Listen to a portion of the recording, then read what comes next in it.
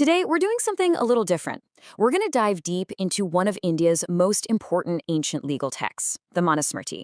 But we're not going to look at the whole thing. Nope. We're going to focus on just one single verse to see how much it can tell us about the values of a whole civilization.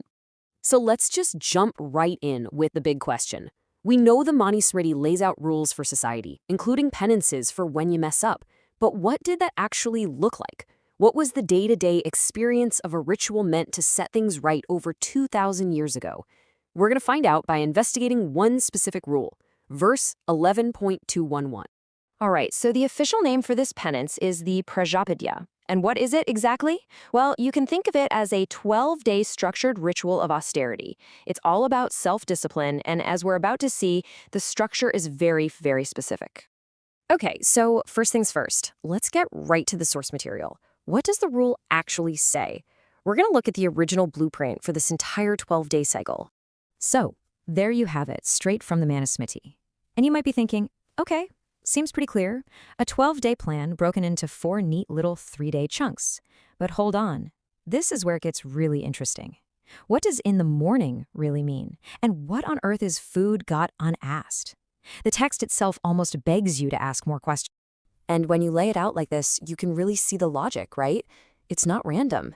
It's the slow, deliberate ramp-up of self-discipline. It starts pretty simply, just restricting meal times. Then it moves to that very curious stage of unasked food, before it culminates in 3 full days of total fasting. It's a journey.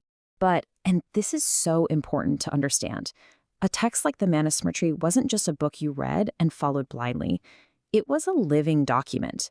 For centuries, brilliant scholars debated it, interpreted it, and added commentary. To really get what this rule meant, we have to read their notes in the margins. Let's take that first phrase, eat in the morning.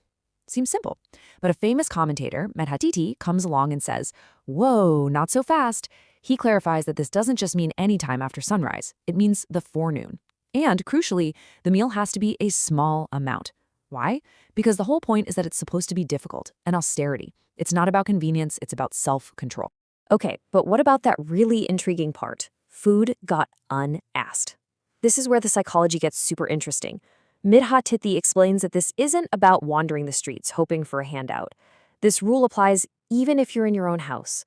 You literally cannot ask anyone for food, not a servant, not even your spouse. It has to be offered to you spontaneously. It's a profound test of patience and your dependence on the kindness of others. So you might be thinking, all right, that's a fascinating rule, but it's just one verse in one ancient text, right? Well, not exactly. It turns out this whole idea was part of a much bigger conversation happening all across ancient India. Yeah, this ritual wasn't some one-off idea. It was a shared concept, a piece of common legal and religious DNA that you see popping up all over ancient India. It's the kind of thing that tells us this wasn't just a theory, it was a widely understood practice. And just look at this, it's incredible. Whether you look at Gautama, Bodhayana, or Vishnu, different texts, different authors, sometimes even a different name for the ritual, the basic structure is almost identical. The core DNA is there every time. It's like they were all working from the same legal blueprint. And check out this super cool little side note from the Bodhayana text. It describes a variation called the Kritra penance of children. Instead of these rigid 3-day blocks, it's a 4-day cycle that you just repeat 3 times. How amazing is that? It shows that this wasn't a one-size-fits-all rule. It could be adapted for different people and situations. All right, so we've gone deep, right? We've looked at the verse itself, we've pulled in the ancient commentators, we've even compared it to other texts. So what does it all mean? Why does this one little rule from thousands of years ago still matter? Well, when you put it all together, what we've uncovered from this one single verse is actually pretty huge. First, it shows us that these ancient laws were flexible. They needed smart people to interpret them and make them work in the real world. Second, this wasn't some obscure rule. It was part of a big shared tradition. But for me, the most powerful takeaway is what the details reveal about their core values: discipline, self-control, and a surprising reliance on the goodwill of the community. It's pretty amazing, isn't it? By digging into just 12 days of a single ancient ritual, we get this incredible window into what a society truly valued. And it kind of makes you think, doesn't it?